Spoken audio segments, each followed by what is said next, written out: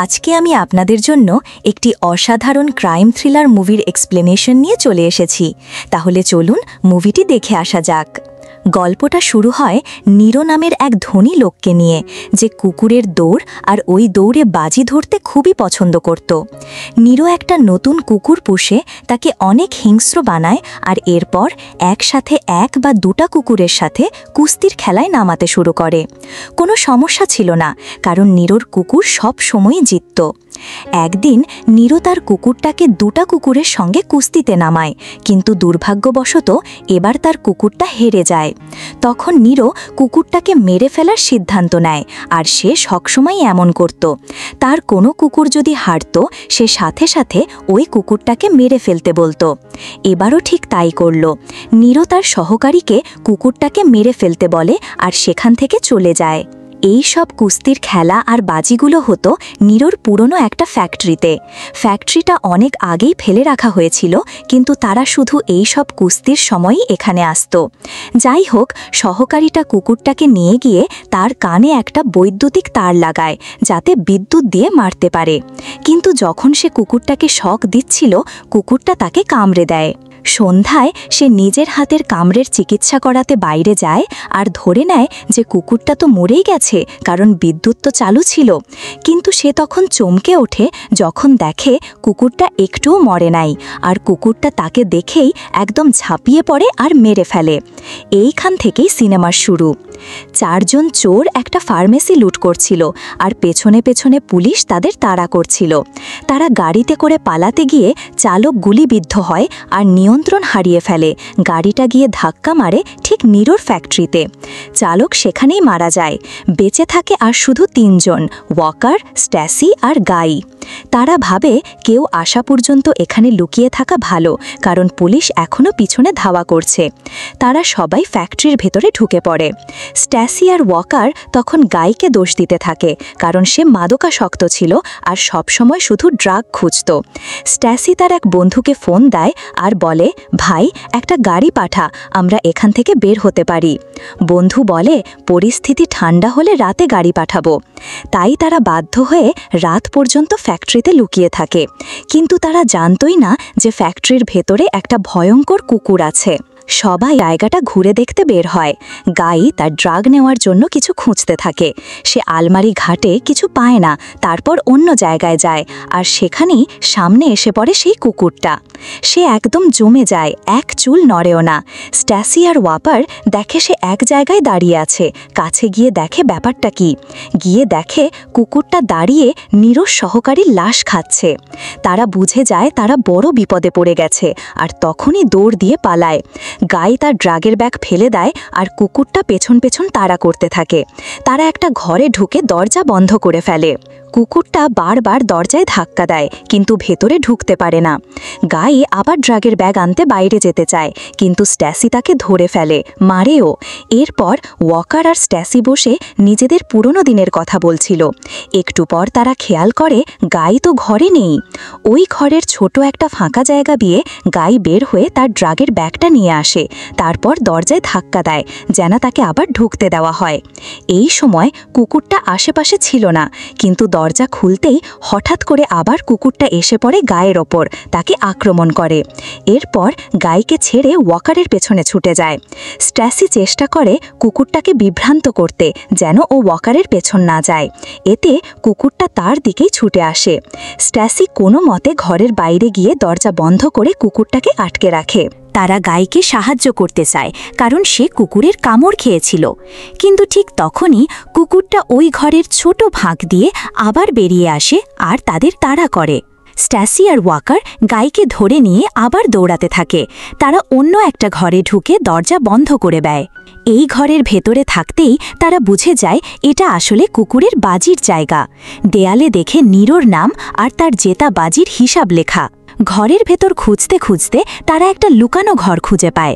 সেখানে ঢুকে দেখে ঘরটা টাকায় ভর্তি, আর এই টাকা সব নীরো বাজির টাকা। ওয়াকার বলে, এই টাকা তো আমার ব্যাগে যাবে, আর গাইকে খুঁজতে যেতে চায়। দুর্ভাগ্যজনকভাবে যখন স্ট্যাসি সেখানে পৌঁছালো, তখন সে দেখে গাই অতিরিক্ত ডোজ নিয়ে ফেলেছে, আর সেই ওষুধেই ও মারা গেছে। স্বাভাবিকভাবেই গায়ের জন্য স্ট্যাসির খুব খারাপ লাগলো, কারণ গাই তো তখনও অনেক ছোট ছিল। মূল কথা হলো স্ট্যাসি তারপর চলে গেল আর আবার ওয়াকারের কাছে ফিরে এলো, কিন্তু তখন তার পেটেও আঘাত লেগেছিল আর রক্তপাত আরও বাড়ছিল। ওয়াকার তখন স্ট্যাসিকে বলল, ভাই টাকা নে আর এখান থেকে পালা।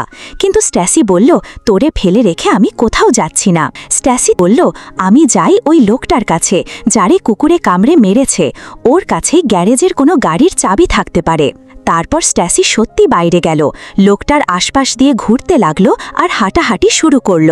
সে মেঝেতে রক্তের দাগ দেখে দেখে লোকটার কাছে গেল আর তার পকেট থেকে সব চাবি বের করে নিল। কিন্তু পাশে তাকিয়ে সে যা দেখল তাতে সে অবাক হয়ে গেল। এক গাদা মরা কুকুর। এগুলা সব সেই কুকুর যেগুলারে নীরো আগেই মেরে ফেলছিল। কিন্তু দুর্ভাগ্যজনকভাবে সেই জ্যান্ত কুকুরটাও ওখানে ছিল আর আবার স্ট্যাসির পেছনে তাড়া করল। স্ট্যাসি দৌড়াতে দৌড়াতে পুরো ফ্যাক্টরিতে ঘুরে বেড়াতে লাগলো আর কুকুরটা তার পিছু ছাড়ল না। তারপর সে একটা পুরনো বাসের মধ্যে লুকিয়ে পড়ল, কিন্তু কুকুরটা ঠিকই বুঝে গেল সে কোথায় আছে আর খুঁজে খুঁজে চলে এলো। স্ট্যাসি একটা পিয়ানো পেল আর চুপচাপ তার ভেতরে গিয়ে লুকিয়ে পড়ল। কুকুরটা খুঁজতে চলল, কিন্তু কোথাও তাকে পেল না। কুকুরটা যখন ভাবল এখানে আর কিছু নাই, তখনই স্ট্যাসির গা থেকে এক ফোঁটা ঘাম পড়ে গেল, আর সেই ঘামের ফোঁটার শব্দেই কুকুরটা বুঝে ফেলল সে কোথায় লুকিয়ে আছে। কুকুরটা তখন পিয়ানোটা ভাঙতে শুরু করল আর আক্রমণ করল। শেষ পর্যন্ত কুকুরটা পিয়ানো ভেঙে ফেলতে পারল, কিন্তু ভাগ্য ভালো ছিল স্ট্যাসির। পিয়ানোটা ভাঙার সময় কুকুরটার ওপর পড়ে যায় আর কুকুরটা চেপে আটকে পড়ে, একদম নড়তে পারছিল না। স্ট্যাসি ভাবল কুকুরটা তো এবার আটকেই গেছে, তাই সে খাঁচা থেকে বেরিয়ে যেতে লাগল। কিন্তু তারপর সে দেখে কুকুরটা এখনও ধস্তাধস্তি করছে, তাই সে আবার ফিরে এসে কুকুরটাকে সাহায্য করল আর পিয়ানোটা তুলে নিল। কুকুরটা মুক্ত হতেই স্ট্যাসি একটু ভয় পেল, ভেবেছিল আবার হামলা করবে কিনা। কিন্তু এবার কুকুরটা কিছু না করে ঘুরে দাঁড়ালো আর চুপচাপ সেখান থেকে চলে গেল। তারপর স্ট্যাসি তাড়াতাড়ি আবার গুহায় ফিরে গেল, ব্যাগটা তুলে নিল আর সোজা গ্যারেজে নেমে এলো।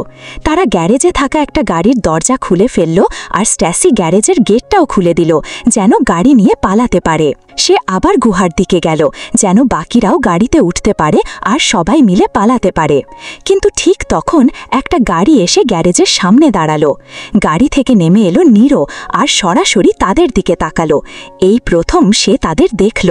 তাদের হাতে ব্যাগ দেখে সে ঠিকই বুঝে গেল যে এরা চোর আর তার টাকা চুরি করছে। সে তখনই বন্দুক বের করে গুলি চালাতে শুরু করল। এই গোলমালের মধ্যে ওয়াকার মারা যায় আর স্ট্যাসি বুঝে গেল এখানে থাকলে তারও মৃত্যু হবে, তাই সে দৌড়াতে শুরু করল। নীরো তার পিছনে পিছনে গুলি ছুটতে ছুটতে ধাওয়া করতে লাগল।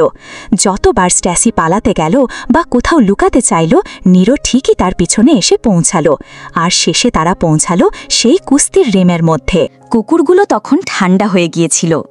নীরো এসে স্ট্যাসিকে ধরে ফেলে, পিস্তল দিয়ে এক ঘা মারে আর তার পেছনে রিংয়ের ভিতরে ঢুকে যায়। সে বন্দুক তাক করে স্ট্যাসিকে মারার জন্য তৈরি হচ্ছিল, কিন্তু হঠাৎই সে অবাক হয়ে গেল। দেখল তার কুকুরটা তার একদম পাশে দাঁড়িয়ে আছে, এখনও বেঁচে আছে, মরে যায়নি যেমন সে ভেবেছিল। নীরো কুকুরটার দিকে বন্দুক তাক করল, ভেবেছিল এবার তো শেষ করেই দেবে। কিন্তু কুকুরটা তার ভাবনার বাইরে গিয়ে এক ঝাঁপে তার উপর আক্রমণ করল আর কামড়াতে লাগল, তাকে শেষ করে ফেলতে চাইল। নীরো বারবার গুলি চালাতে থাকলো কুকুরটার দিকে, কিন্তু ততক্ষণে কুকুরটা নীরোকে শেষ করে দেয়। শেষের একটা গুলি কুকুরটার দেহেও লাগে আর তাতে কুকুরটাও মারা যায়। স্ট্যাসি এরপর কুকুরটার কাছে যায় আর কুকুরটার শরীরে হাত বুলাতে থাকে। তার মনটা খুব খারাপ হয়ে যায়। এইভাবেই শেষ হয় নীরো আর তার কুকুরের গল্প। তাহলে প্রশ্ন আসছে, স্ট্যাসির কি হলো? আচ্ছা, স্ট্যাসি বেঁচে যায়। সে তার আগের জীবনে ফিরে যায়, তার প্রেমিকার কাছে ফিরে যায় আর একসময় নতুন একটা ছোট কুকুরও নেয়। সেই কুকুরটাও ছিল একেবারে নীরোর কুকুরের মতো। আর সিনেমাটি এখানেই শেষ হয়ে যায়। ভিডিওটি ভালো লাগলে চ্যানেলটিকে লাইক আর সাবস্ক্রাইব করে দিও, আর কমেন্টে জানাতে ভুলো না তুমি কোন ধরনের মুভি রিভিউ চাও।